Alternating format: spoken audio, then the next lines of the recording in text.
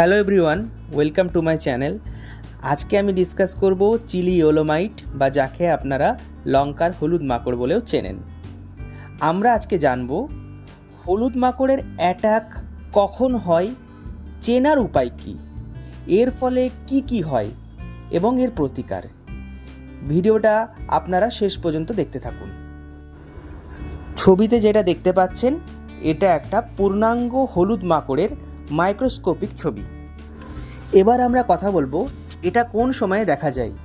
এটা মেনলি ফেব্রুয়ারি থেকে এপ্রিল মাস এবং সেপ্টেম্বর থেকে নভেম্বর মাসের মধ্যে দেখা যায়, যখন টেম্পারেচার 25 থেকে 35 ডিগ্রি সেলসিয়াসের মধ্যে ঘোরাঘুরি করে।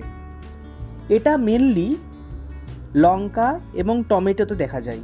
এছাড়াও আপনারা এটা বেগুন, তুলো এবং চাতেও দেখতে পাবেন। এবার আপনারা চিনবেন কিভাবে কোনো একটা ফসলে হলুদ মাকড় অ্যাটাক করেছে। এটা চেনার খুব সহজ উপায় হলো ডাউনওয়ার্ড কার্লিং, অর্থাৎ পাতার নিচের দিকে মুড়ে যাওয়া। এছাড়াও পাতাটা তামাটে কালার ধারণ করে নেয়। এই ছবিতে যেটা দেখা যাচ্ছে পাতাটা ডাউনওয়ার্ড কার্লিং হয়ে গিয়েছে, অর্থাৎ পাতাটা নিচের দিকে কুঁকড়ে রয়েছে। অনেক ক্ষেত্রে পুরো ক্ষেতে এই ধরনের ছবি বা এই ধরনের দৃশ্য দেখতে পাওয়া যায়। এর ফলে কৃষক ভাইদের 30 থেকে 50%, যদি আপনি কোনো ট্রিটমেন্ট না করে থাকেন তাহলে 70 থেকে 80% পর্যন্ত ফলনের ক্ষতি হতে পারে। ফলে স্বাভাবিক কৃষক ভাইরা অনেক আর্থিক ক্ষতির সম্মুখীন হয় এবং পরবর্তী ফসলেও এর একটা অনেক বড় নেতিবাচক প্রভাব পড়ে। এবার আমরা জানব এর থেকে প্রতিকারের উপায় কী বা এটাকে আমরা আটকাবো কিভাবে। সর্বপ্রথম বলে রাখি, যে কোনো প্রোডাক্ট আমরা ব্যবহার তখন করব যখন কোনো একটা ইনসেক্ট সর্বপ্রথম দেখা দিয়েছে। অর্থাৎ যদি কোনো একটা পাতায় একটা পূর্ণাঙ্গ হলুদ মাকড় আমরা দেখি তাহলেই আমরা ওষুধ অ্যাপ্লিকেশন করব।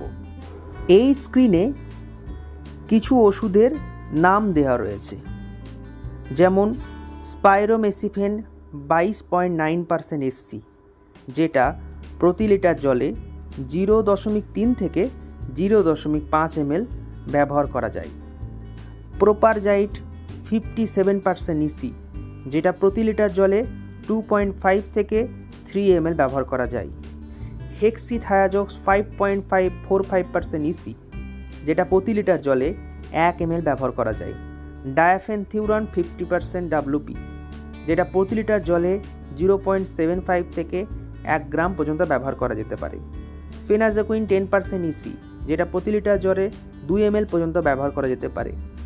ফেনপাইরক্সিমেট 5% EC, যেটা প্রতি লিটার জলে 1 ml ব্যবহার করা যেতে পারে। আপনাদের সুবিধার জন্য বলে রাখি, হেক্সিথায়াজক্স 5.45% EC একদম শুরুর দিকে ব্যবহার করবেন।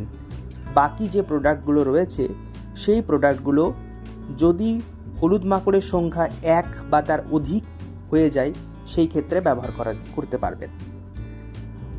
একটা প্রোডাক্ট 7 দিন অন্তর আর একবার ব্যবহার করবেন, তারপরে 14 দিনের গ্যাপ দেবেন। আরেক কথা বলে রাখি যে যাতে রেজিস্ট্যান্স না হয়ে যায় সেই জন্য এখানে দেওয়া প্রোডাক্টগুলোর মধ্যে অল্টারনেট করে আপনারা ব্যবহার করতে পারেন। আমি যেভাবে বললাম সেইভাবে ব্যবহার করলে আশা করি আপনাদের সমস্যার সম্পূর্ণ সমাধান হয়ে যাবে। যদি এই বিষয়ে কোনো প্রশ্ন থেকে থাকে কমেন্ট বক্সে জানাবেন, আমি উত্তর দেওয়ার চেষ্টা করব। এই ভিডিওর মাধ্যমে যদি কেউ উপকৃত হয়ে থাকেন তাহলে আমাকে অবশ্যই জানাবেন। এই ধরনের আরও তথ্যমূলক ভিডিও যাতে আপনাদের কাছে পৌঁছে দিতে পারি, আপনাদের উপকার হয়, সেই জন্য আমার এই চ্যানেলকে লাইক, শেয়ার, কমেন্ট এবং সাবস্ক্রাইব করুন। ধন্যবাদ।